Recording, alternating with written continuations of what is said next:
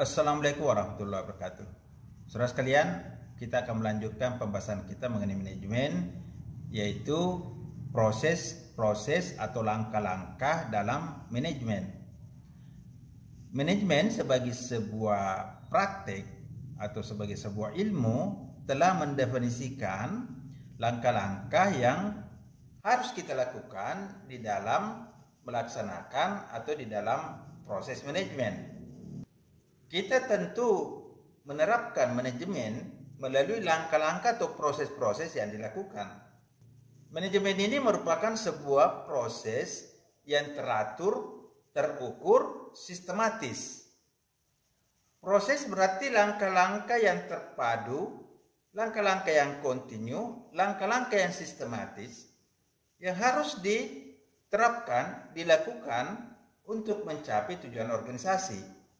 Itulah disebut dengan proses manajemen, yaitu langkah-langkah, prosedur, tindakan-tindakan, mekanisme yang dilakukan secara sungguh-sungguh, teratur, sistematis, berkesinambungan untuk mencapai tujuan organisasi.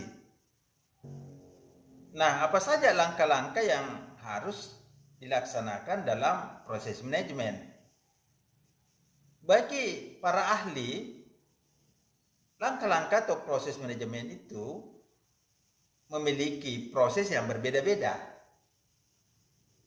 Kita bisa melihat beberapa pendapat ahli mengenai proses manajemen. Menurut Henry Fayol, proses manajemen meliputi planning, organizing, commanding, coordinating, dan controlling. Selanjutnya, George Terry menyebut proses manajemen meliputi planning, organizing, actuating, controlling. Pakar yang lain yaitu Cons dan O'Neill menyebut proses manajemen meliputi planning, organizing, staffing, directing, dan controlling. Selanjutnya, Luther Gulick menyebut proses manajemen meliputi planning, organizing, staffing, directing, coordinating, reporting, dan budgeting. Kemudian pakar yang lain yaitu Lyndall F. Urwitz menyebut proses manajemen meliputi forecasting, planning, organizing, commanding, coordinating, and controlling.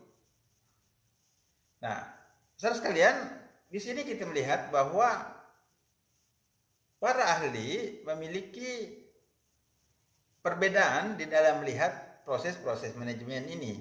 Walaupun pada dasarnya mereka juga punya kesamaan yang dominan.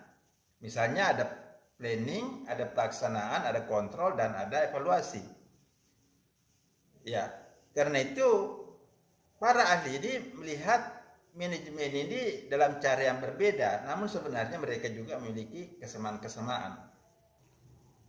Saudara sekalian, istilah-istilah yang muncul dalam manajemen diantaranya yang pertama forecasting. Forecasting ini adalah suatu langkah pendahuluan, investigasi awal untuk mengetahui apa yang harus dilakukan oleh organisasi. Jadi forecasting ini mendahului planning. Jadi forecasting semacam riset awal maupun investigasi untuk mengetahui apa yang terbaik yang harus dilakukan oleh organisasi, baik itu instansi maupun perusahaan. Kemudian yang kedua istilah planning. Planning artinya perencanaan, sesuatu yang akan dilakukan untuk mencapai tujuan. Langkah-langkah yang harus dilakukan untuk mencapai tujuan. Nah, planning ini banyak. Ada planning budgeting, ada planning SDM, ada planning penjualan, dan sebagainya. Nah, planning ini nanti akan kita jelaskan lebih lanjut dalam video yang lain. Berikutnya istilah organizing. Organizing ini adalah suatu upaya merancang struktur organisasi dengan sangat efisien dengan sangat efektif.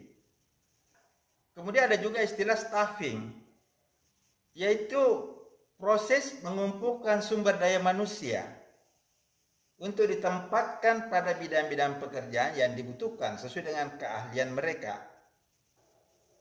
Termasuk di dalamnya mencari sumber daya manusia yang kita butuhkan, misalnya melalui penerimaan, ada wawancara, sampai kepada penempatan, pengontrolan, dan peningkatan kualitas sumber daya itu.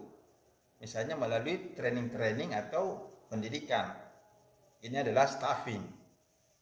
Kemudian ada juga istilah commanding atau directing, yaitu kemampuan mengarahkan sumber daya manusia yang kita miliki agar dapat bekerja sesuai dengan tujuan yang diharapkan. Jadi kemampuan mengarahkan, kemampuan mendidik, kemampuan membina, kemampuan mengorganisir yang harus dilakukan oleh seorang manajer atau pimpinan di dalam mengendalikan dan mengelola sumber daya manusia di dalam sebuah organisasi. Berikutnya ada lagi istilah coordinating. Ini adalah istilah yang menggambarkan kemampuan manajer atau pimpinan untuk mengkoordinasikan seluruh sumber daya yang dimiliki agar tercipta satu kerjasama yang efektif, kerjasama yang kuat, sinergi untuk mencapai tujuan. Istilah lain yang juga ada dalam manajemen seperti motivating, yaitu kemampuan untuk memberi dorongan, memberi stimulan agar mampu bekerja secara optimal. Kemudian istilah lain seperti controlling, yaitu kemampuan mengendalikan, mengontrol seluruh kegiatan organisasi, seluruh aktivitas sumber daya manusia, sehingga tetap terarah untuk mencapai tujuan. Istilah yang lain adalah reporting, yaitu pelaporan, membuat satu laporan, atau mendokumentasikan, atau mendiseminasi informasi kepada pihak-pihak yang membutuhkan. Jadi aspek reporting ini juga penting sekali, karena aktivitas ini harus disampaikan baik kepada pimpinan, baik kepada stakeholder maupun kepada pegawai atau sumber daya manusia yang ada di dalam organisasi. Saudara sekalian, di dalam menentukan proses manajemen ini, para ahli berbeda pendapat. Hal ini disebabkan oleh banyak hal mengapa perbedaan itu muncul. Yang pertama, kompleksitas masalah yang dikaji dalam organisasi itu sangat luas. Utamanya kasus-kasus yang muncul di dalam kegiatan-kegiatan industri, kegiatan-kegiatan organisasi, utamanya di Amerika Serikat, sebagai awal munculnya ilmu manajemen ini, itu memiliki fenomena yang sangat luas dan kompleks. Sehingga para ahli melihat fenomena ini secara beragam. Yang kedua, para ahli juga berbeda-beda di dalam menggunakan istilah. Misalnya, teori yang menyebut istilah actuating, sementara Cons dan O'Neill menggunakan istilah staffing dan directing. Jadi penggunaan istilah-istilah ini juga mempengaruhi perbedaan cara pandang ahli di dalam memahami proses manajemen. Kemudian yang ketiga, seringkali istilah-istilah ini juga merupakan suatu perpaduan atau percampuran dari kegiatan-kegiatan lain yang dimasukkan di dalam satu istilah. Misalnya fungsi budgeting yang merupakan satu kegiatan di dalam melakukan perencanaan dan pengalokasian anggaran, itu dimasukkan sebagai proses manajemen. Padahal sebenarnya budgeting itu bisa saja dimasukkan dalam kategori planning. Oleh karena itu penggunaan istilah yang juga tumpang tindih itu juga merupakan perbedaan-perbedaan yang kita lihat di dalam memikirkan dan menyebutkan istilah-istilah proses-proses manajemen yang berbeda-beda di kalangan para ahli.